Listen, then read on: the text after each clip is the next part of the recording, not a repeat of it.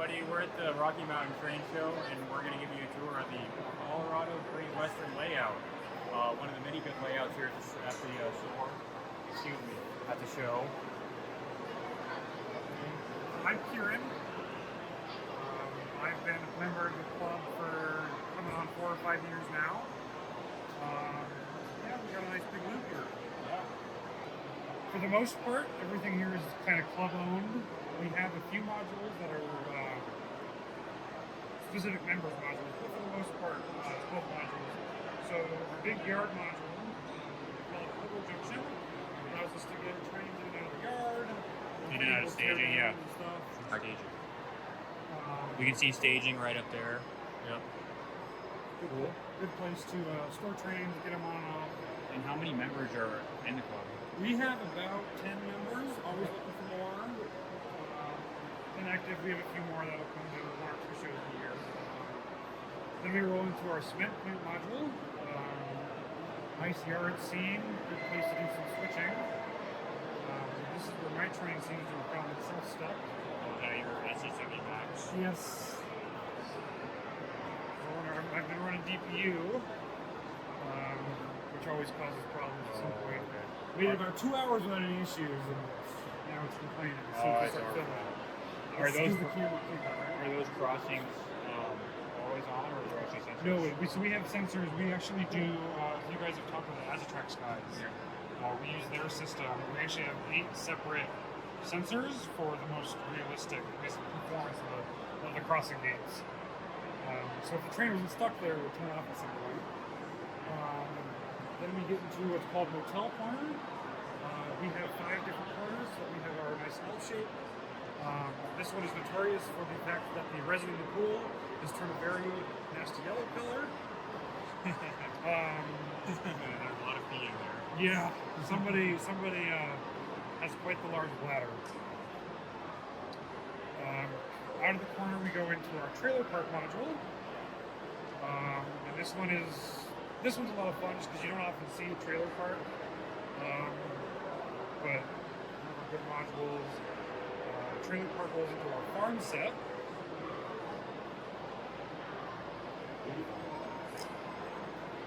I like the combine.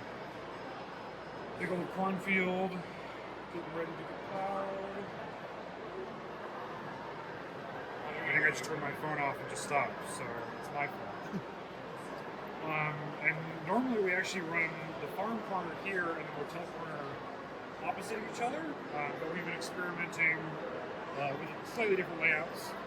Bunch of the new Rapido reefers. Very nice.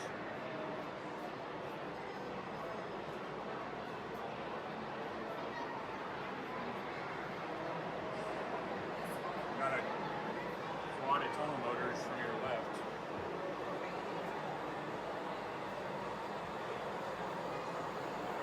Very nicely weathered. Yeah, if I'd known we'd be filming, I would have brought all my weather stuff out.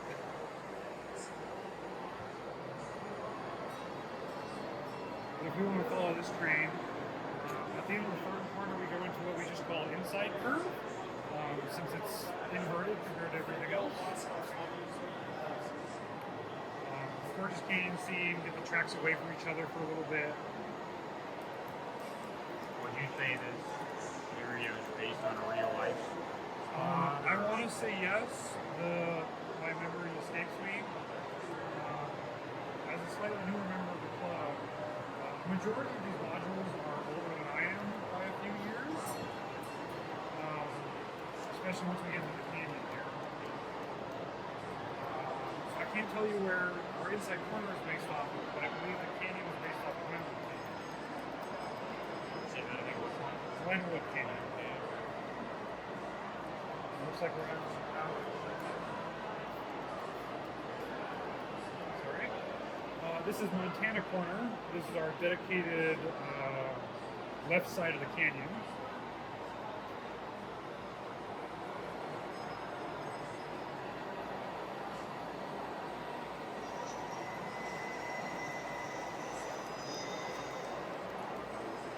This first canyon module here we call Cottonwood Creek. This is actually the youngest module, excuse me.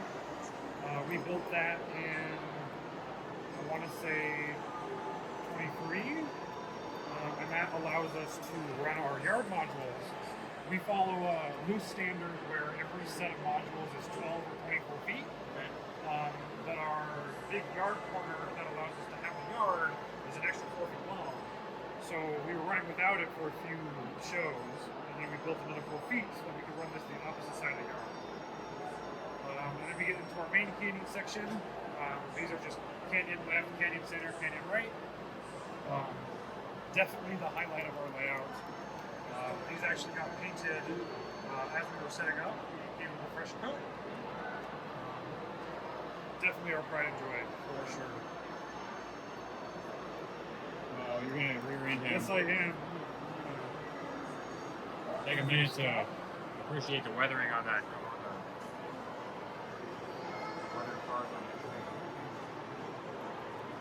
Yeah, a lot of my cars are brand new, recently obtained, so I'm excited to get to hit them with powders and stuff. Yeah, I understand it's a big job, weather whole screen.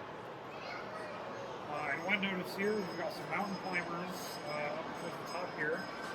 And if you look, they're actually climbing up towards dinner for a mountain lion. So gotta be careful when you're climbing the mountains. And to finish the canyon scene off, this is our canyon corner. This is where the river starts.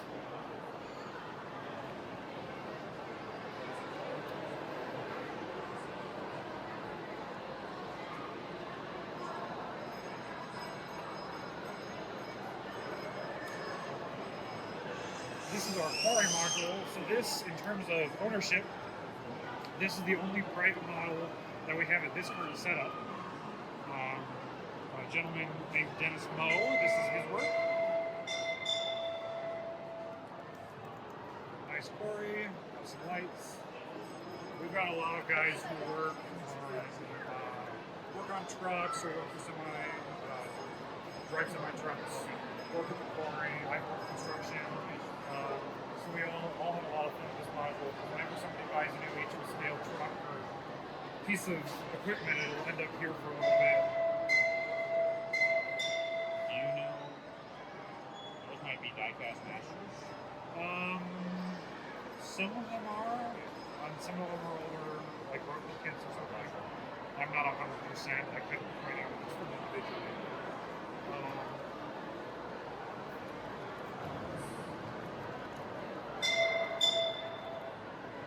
And then after the quarry, we have our least Scenic module. This is our geyser gate, is what we call it. That's get wagons in and out. People in and out would have to get down on their knees. So the young guys dug under there, but the old guys over there. Exactly. And one thing of note with our gate is that while a lot of people do a swing gate where it swings up and down, we actually swing left to right. Okay? And do you have a cut track power? It does, yes. So the closest two modules will shut off if the gate is open. Okay. So, and then we have kind of the start of our yard corner. This one with the bridge is actually a transition module. When the club is running at full scale, which is when we need about 20 more people in the club, we actually have a 48-foot long hump yard that we can run. And it goes directly from the yard corner into the hump yard. When we don't run it, we have this guy here, which allows us to transition basically our 7/8 track back here into our main line. And that'll allow larger trains like me to back into the yard. And that puts us again at the far side of a yard corner.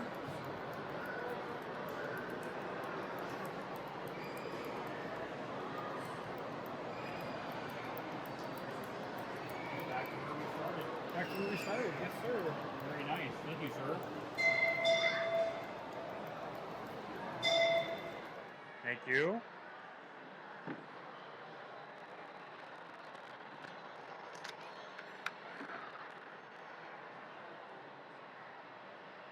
So it's a little bit of a mess in here, but that's just the life of a model railroader. Oh yeah. This is our yard. Lets us tear down, set up trains easy peasy.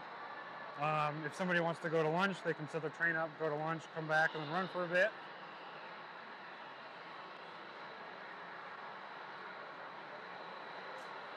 So a good 25 car, 30 car staging.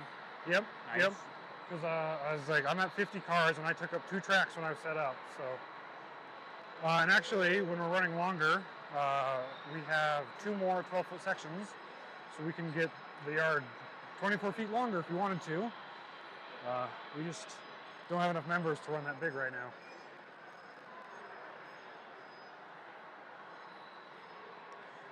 It's upside down for the camera, but this is our controller.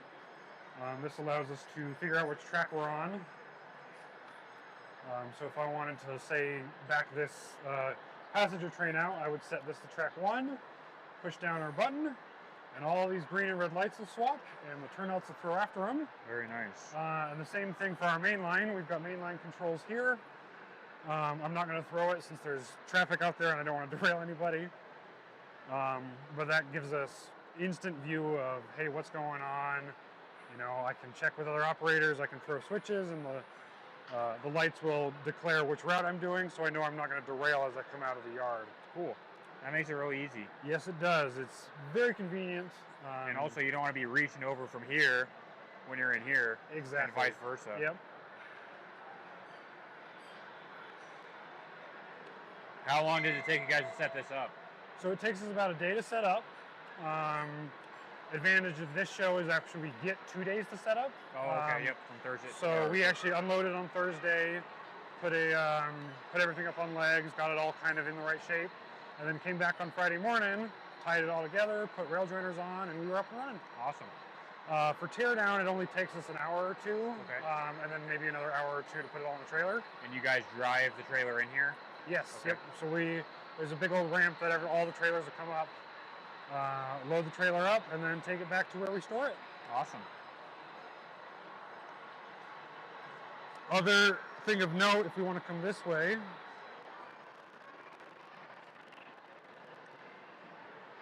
this is our big command station. This controls our DCC system and then allows us to connect Y throttle through JMRI. Lets us control the locomotives with our phones, and on the computer we actually have similar routes set up. So you'll note that this is pretty similar to what we were stating there. And then we have the yard, and then we've got some places out on the railroad, like this is the quarry. And that allows us, if we wanted somebody to sit here and dispatch, they'd have full control over the railroad. Looks like behind us is our emergency bad order fix station. Yes, half the reason it's a mess in here is because everybody has their own workstations set up so that they can work on their own cars. We've got tables that are free for, setup and tear down. There's 1 or 2 JMRI stations for people to reprogram things, places for people to put their new purchases. So we make full use of the space. Maybe not as cleanly as we could, but we have an absolute blast. Yeah, as long as you have fun. Yeah. And a huge thanks to everybody who comes to the shows and who runs the shows and all that. It makes all the effort worth it. Yeah. So. Well, thank you for the tour, sure. Appreciate it. Thank you guys for coming and filming. We appreciate it as well. Yep. And hopefully we'll see you around at other shows Yes, or sir. maybe next year. Yes, sir. We'll be here.